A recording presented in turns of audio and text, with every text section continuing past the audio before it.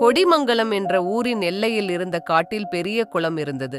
அதனை ஒட்டி சிறிய நீரோடை ஓடிக்கொண்டிருக்கும். அந்த குளத்தில் நிறைய மீன்கள், நண்டுகள் மற்றும் அனைத்து நீர்வாழ் இனங்கள் வாழ்ந்து வந்தன.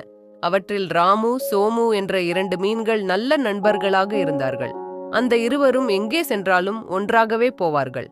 ஒரு பயமும் இல்லாமல் சந்தோஷமாக வாழ்ந்து வந்தார்கள். அவர்கள் மகிழ்ச்சியை கெடுக்கும் விதமாக ஒரு நாள் மாலையில் ஒரு 2 மனிதர்கள் அங்கே வந்தார்கள். வேட்டையாடிய களைப்பு முகத்தில் தெரிந்தது.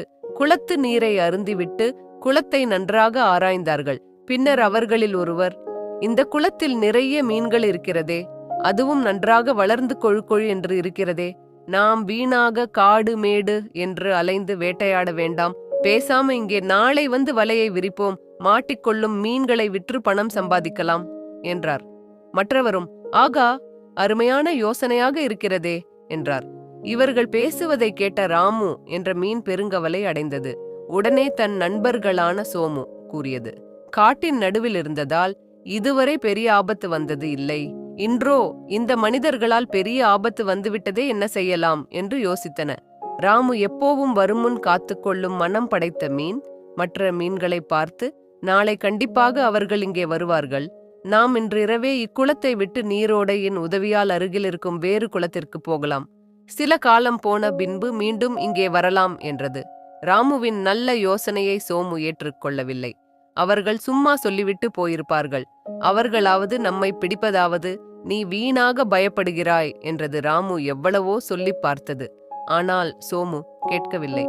ராமு அவர்களிடம் மன்னிப்பு கேட்டுவிட்டுதான் இன்று இரவே அந்த குளத்தை விட்டு போவதாக சொல்லிவிட்டு இரவே தப்பி வேற குளத்திற்கு போய்விட்டது.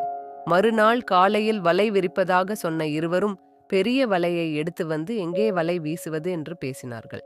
அவ்வளவுதான். அதை கேட்டு சோமு, ஐயோ கடவுளே, ராமு அப்போவே சொன்னதே, இரவே தப்பி இருக்கலாமே என்று புலம்பியது. சிறிது நேரத்தில் மீனவர்கள் வலையை வெளியே எடுத்து மாட்டிய அனைத்து மீன்களையும் தரையில் போட்டு கொன்றார்கள். அதில் சோமுவும் ஒரு மீன். வருமுன் காப்போம் என்ற கொள்கை கொண்ட ராமு ஒரு ஆபத்தும் இல்லாமல் தப்பி மகிழ்ச்சியாக வாழ்ந்தது. வந்த பின்பு பார்ப்போம் என்ற கொள்கை உடைய சோமுவோ கொல்லப்பட்டு விட்டது. குழந்தைகளே, இக்கதையானது நம் அனைவருக்கும் நல்ல பாடம். எந்த விஷயத்தையும் வரும் முன்பே யோசிக்க வேண்டும். தேர்வு வருகிறதென்றால் ஒரு வாரத்திற்கு அனைத்து பாடங்களையும் படித்து முடிக்க வேண்டும். கடைசி நேரத்தில் படிக்கத் தொடங்கினால் அது பயனளிக்காது. எனவே நாம் எப்போவும் வரும் முன் காப்போம் என்ற கொள்கையை பின்பற்ற வேண்டும். பின்பற்றினால் கவலையின்றி வாழலாம்.